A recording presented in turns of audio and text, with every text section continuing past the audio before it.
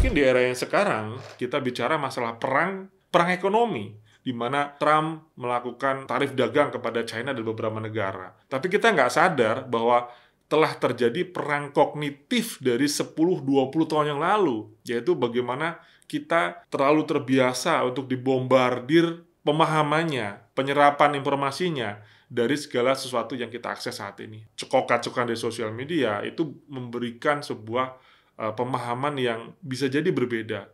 Termasuk bagaimana pemahaman kita terhadap berbangsa dan bernegara bisa jadi akan terjadi pergeseran-pergeseran. Jadi perang kognitif ini sebetulnya lebih dahsyat, lebih fundamental, ya, lebih esensial, lebih substansial, dan sasaran kognitif yang paling empuk tentu adalah anak-anak kita. Anak-anak yang mungkin 10, 20, 30 tahun lagi akan menjadi pemimpin bangsa kita. Pemberitaan beberapa bulan yang lalu, beberapa negara sudah melarang aplikasi-aplikasi untuk anak seperti di Australia dan sebagainya. Cepat sekali pemerintah mengeluarkan sebuah peraturan. Berarti memang itu menjadi suatu atensi. Namun, saya berharap bahwa tidak menjadi sesuatu yang layu sebelum berkembang.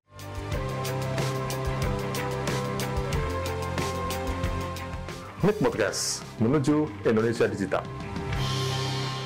Pemerintah di tahun 2025 ini kembali mengeluarkan sebuah peraturan. Kali ini bukan cuma sekedar perpres, tapi adalah peraturan pemerintah. Yang menariknya, terdapat suatu pilihan kata atau diksi yang terkait dengan pelindungan. Ini akan mengingatkan kita terhadap peraturan sebelumnya, yaitu tentang Undang-Undang PDP, yaitu pelindungan data pribadi. Tapi saat ini sifatnya bukan undang-undang, ya, tapi adalah sebuah peraturan pemerintah, berarti lebih rendah ya sebetulnya.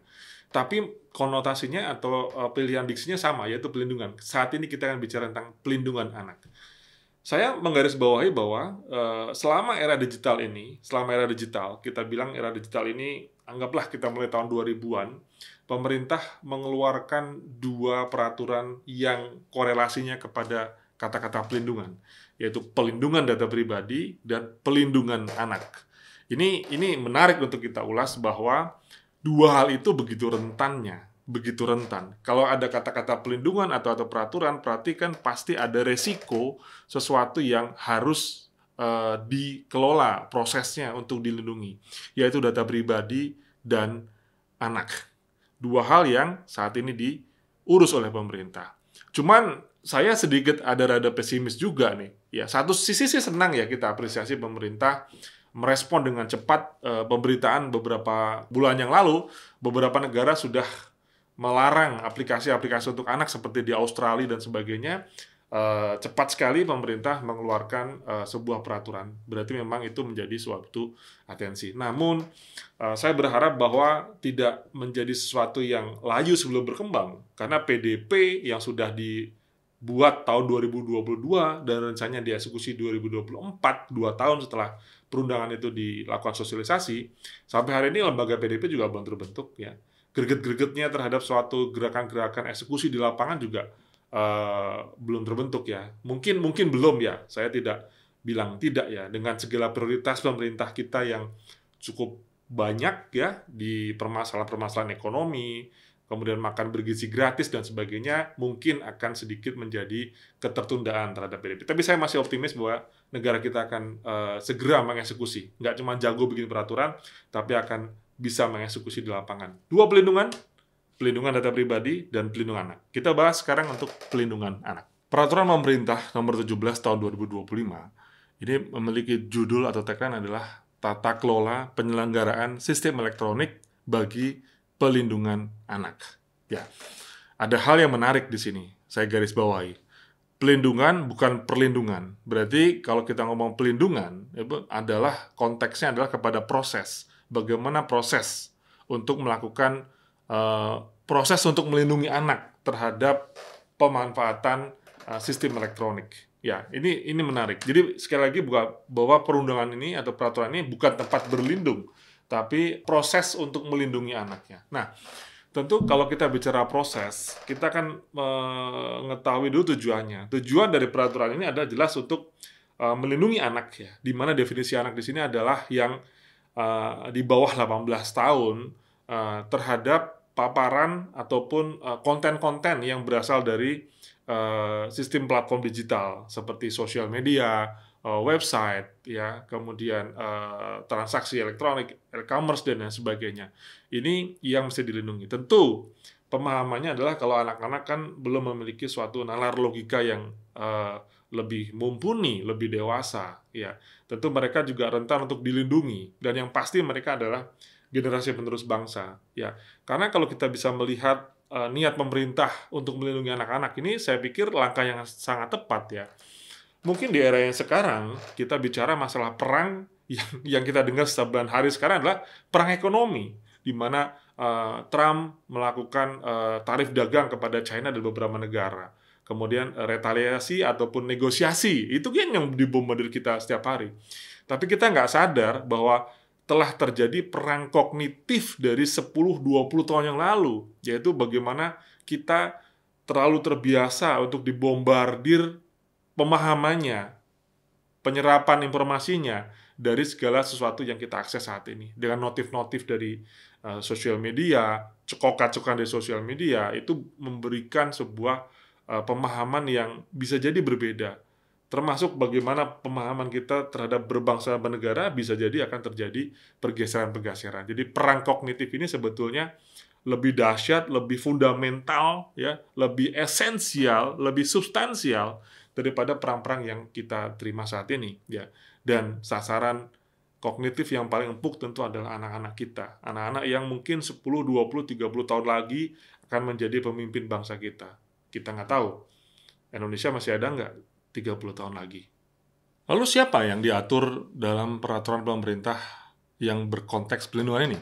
Ya, ada dua komponen yang akan diatur di sana, yaitu pertama adalah siapapun yang menyelenggarakan sistem elektronik. Siapapun di sini.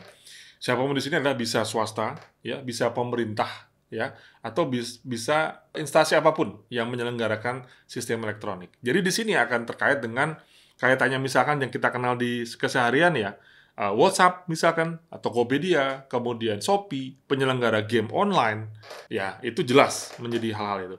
Dan juga tidak luput dari layanan digital pemerintah yang katanya nanti Agustus akan di-launching oleh Pak Prabowo. Ya, saya dengar-dengar bahwa Agustus 17 itu akan di-launching untuk pertama kali yang namanya INA Digital, sebuah layanan digital terpadu Indonesia yang akan dinikmati oleh Indonesia. Kita tunggu saja nantinya. Tentu itu juga apakah sudah memenuhi kaidah pelindungan data pribadi dan pelindungan anak.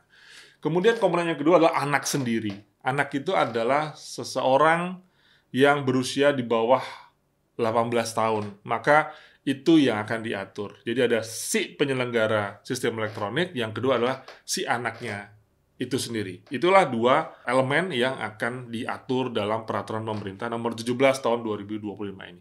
Yang terpenting tentunya adalah apa yang harus dilakukan ataupun apa yang harus disediakan oleh para penyedia sistem elektronik atau sistem digital tadi.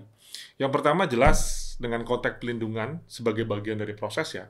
Mereka harus menyediakan verifikasi akun, ya. Memang verifikasi akun di sini, di mana aplikasi tersebut hanya bisa digunakan kalau memang sudah memiliki beberapa hal, ya, terkait dengan usia. Harus menyatakan dia berusia sekian dengan banyak sekali pembuktian, apakah dengan wajah, apakah dengan KTP, paspor, dan lain sebagainya. Yang penting ada verifikasi untuk memfilter para penggunanya. Terus yang kedua adalah mematuhi larangan-larangan. Ya, larangan-larangan di sini kan beberapa hal yang dikatakan bahwa pertama, bahwa tidak ada suatu trik di dalam sebuah aplikasi tersebut yang berniat untuk mempengaruhi anak, membelokkan anak dalam suatu konteks tertentu. Itu biasanya sih sangat lembut sekali, ya, sangat halus sekali, ya. Tetapi kalau memang ada trik itu, tentu itu akan menjadi sebuah proses pelanggaran. Nah, kemudian yang kedua mengumpulkan data, ya, data. Di sini akan sangat korelasi dengan data pribadi, ya, data-data anak tadi, dan juga masalah geolocation, ya, geotek segala macam. Tapi yang pasti semua hal itu adalah sebuah larangan. Tentu harus ada instansi ataupun kementerian, khususnya Komdigi, yang akan terus memantau apapun yang tadi disampaikan dalam regulasi itu dilaksanakan dengan baik oleh para penyedia atau penyelenggara sistem elektronik. Minimal awareness itu dulu. Kita lihat, ya, beberapa aplikasi-aplikasi atau platform-platform yang sudah kita biasa gunakan di keseharian kita, apakah sudah memiliki perspektif terhadap pelindungan anak. Kita coba lihat. Untuk sebuah marketplace ya, yang kita kenal di Indonesia, sangat banyak lah. Ada Shopee, ada Tokopedia, dan lain sebagainya ya. Beberapa memang sudah menerapkan konteks pelindungan anak. Mungkin belum optimal saja.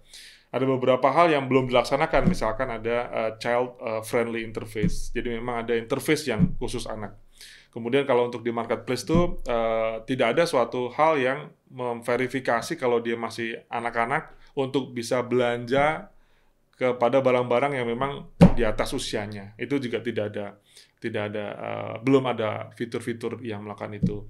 Kemudian kontrol terhadap transaksi dari orang tua pada saat melakukan proses transaksi. Nah, kira-kira itu yang bisa kita masukkan dalam konteks marketplace. Oke, kemudian yang berikutnya adalah game online. Tadi saya sudah cerita tentang marketplace, yang kemudian adalah game online. Game online ini kayaknya sekarang orang tua juga paling gampang. Kalau anaknya rewel, kasih handphone, beres, main game, dan sebagainya. Bahkan, saya juga kadang bingung, mereka beli top up tuh apa? Ternyata mesti top up ke minimarket yang di dekat rumah, itu juga sangat bisa. Kalau kita lihat, banyak sekali game online yang pertama masih memberikan fasilitas terhadap kekerasan, kemudian free chat, kemudian tidak adanya transaksi item yang terkontrol orang tua.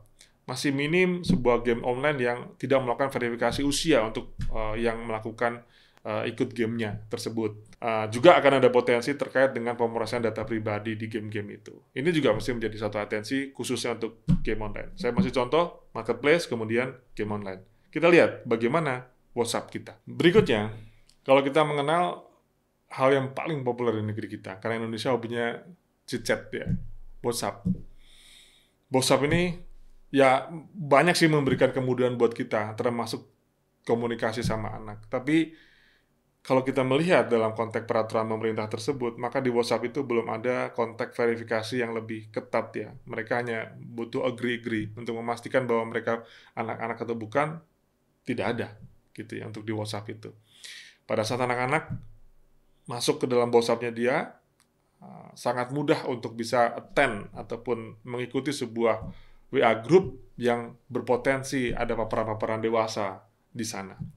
Tidak ada juga kontrol orang tua dalam konteks pemanfaatan WhatsApp tersebut. Jadi, 3 saya kasih contoh, marketplace, game online, sama social media, WhatsApp ya yang paling populer. Mereka sudah menerapkan, tapi belum optimal untuk bisa mengimplementasikan apa yang namanya peraturan pemerintah dalam konteks pelindungan anak diorientasi kepada penyelenggara sistem elektronik.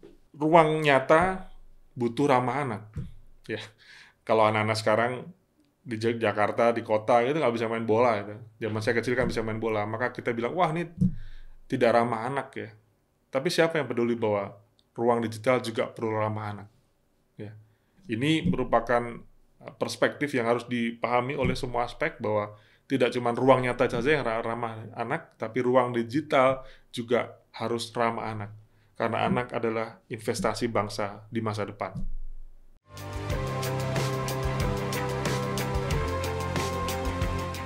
MIK Podcast, menuju Indonesia Digital.